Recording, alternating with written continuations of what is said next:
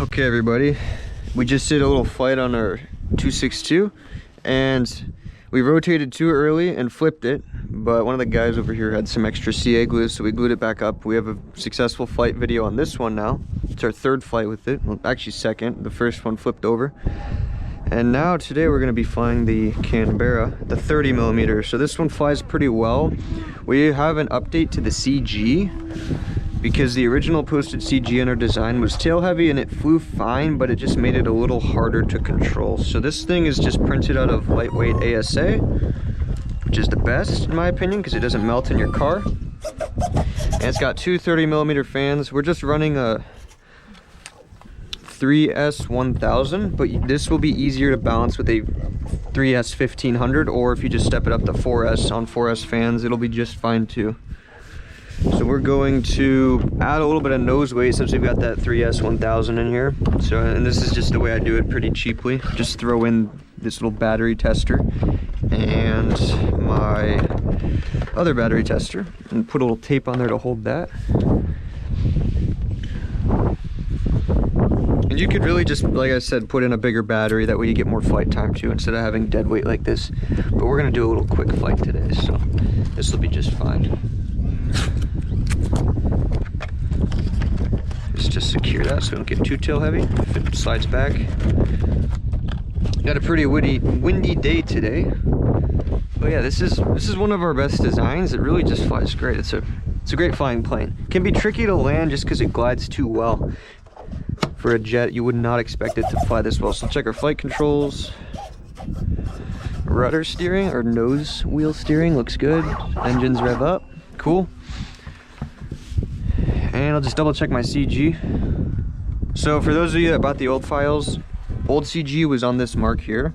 New CG is going to be a little bit forward, and we're going to update the actual files to have this moved, but you'll just note that you'll move it forward about that distance, which will give you an exact measurement for that. So yeah, it's pretty much right on that, which is good. Maybe a little bit tail heavy from it. But it should still be just fine.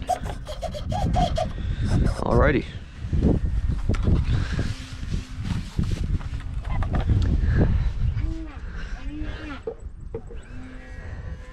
Is it okay if I go up? Okay. Alright, so let's be mindful of the wind today. Just get this to a nice speed and take off.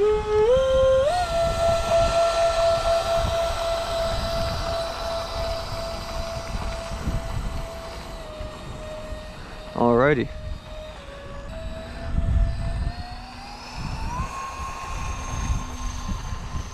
Just lift it up like that. And this is just 3S too. This isn't even 4S, and it still has just fine performance. So this thing just cruises like half throttle. It's got such a good wing.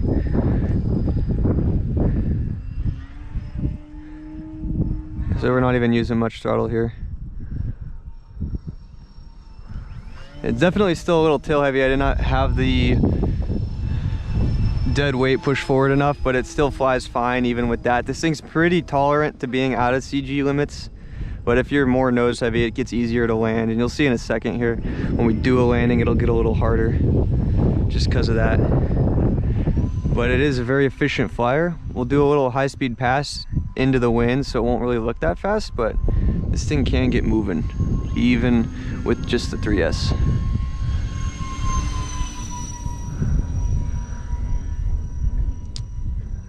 There's a little bit of an updraft. So we'll do some landing approaches. It's really not a super maneuverable plane, but that's because it's just a big old bomber. It's a big wing. It's a very efficient plane though. If you slap a 1500 or greater battery, this thing's going to fly very well for what you probably want it to do. So just bring it down here just with power, just a little bit of power if necessary, and just set it down. Oh, see, it bounces like that, but you just keep it coming down and it bounces again. There goes a wheel. Nose wheel came out, but that's it. We brought it back down.